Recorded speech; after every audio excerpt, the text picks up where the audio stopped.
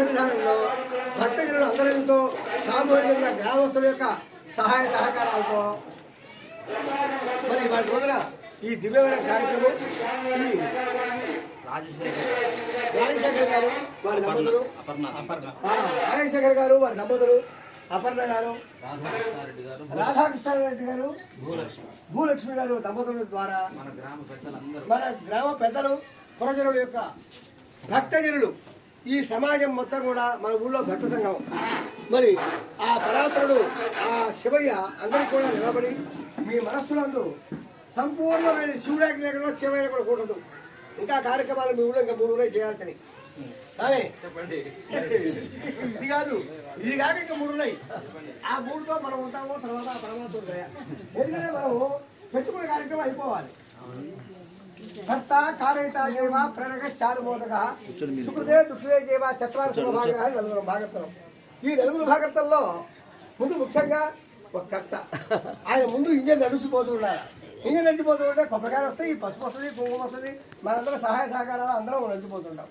అట్టుగే కారయిత జైవ ప్రేరక, అయ్యా ఈ ప్రేరణ చేస్తే మంచిదండి, చేస్తే బాగుంటుందని. అనుమోదక, ఆమోదించేవాళ్ళు కూడా ఉండాలి. సుకృతే దృష్టిలో చేయవా, ఇది ఏంటంటే పిల్లతనం వరకు ఈ నీటితో పెళ్లి కాదు, నాయట పెళ్లి కాదు. పెరువాళ్ళ పెళ్లికి అందరూ పెద్దలే, నన్ను పిలవలేదు, నన్ను పిలవని, నేను శంకర్ గారు నన్ను పిలిచాడా, నేను వచ్చేదే అని చెప్పి అనుకునే పర్లేదు. ఆయన ఇంట్లో పెళ్లి అయితే మనం బాధపడాలి, అయ్యో నన్ను పిలవలేదని. ఇది గ్రామోత్సవం, గ్రామానికి తోరణం కట్టాం కాబట్టి గ్రామస్తులు అందరూ కూడా సహాయ సహకారాలు అందిస్తూ ఇది మన ఇంట్లో మన కార్యక్రమం, దైవ కార్యక్రమం. వాటికే మీ ఊళ్ళో చిన్న ఊరైనా కూడా మరి ఈ ఊరు కంటే మా ఊరు చాలా పెద్ద నాగిరిపాలెం చెప్పింది కదే. మరి నాగిరిపాలెంలో మనం గోశాల పెట్టాలి.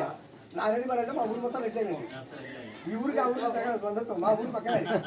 మరి ఈ ఊళ్ళో గోశాల అంటే ఏంటి, గోవులోనే సమస్త దేవతలు ఉన్నాయి.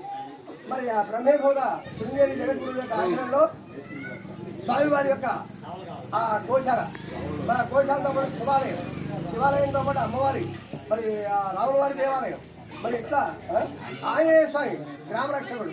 ఫస్ట్ ఆంజనేయ స్వామి స్టార్ట్ అయింది ఊళ్ళో. మరి యథావిధంగా చేసుకుంటూ అటు నుంచి బయలుదేరి వచ్చాడు దేవుడు. ఈ దేవుడికి వచ్చాడు, మరి ముందుకు ఎక్కడికి వస్తాడు ఆ పరమాత్ముడు దయ.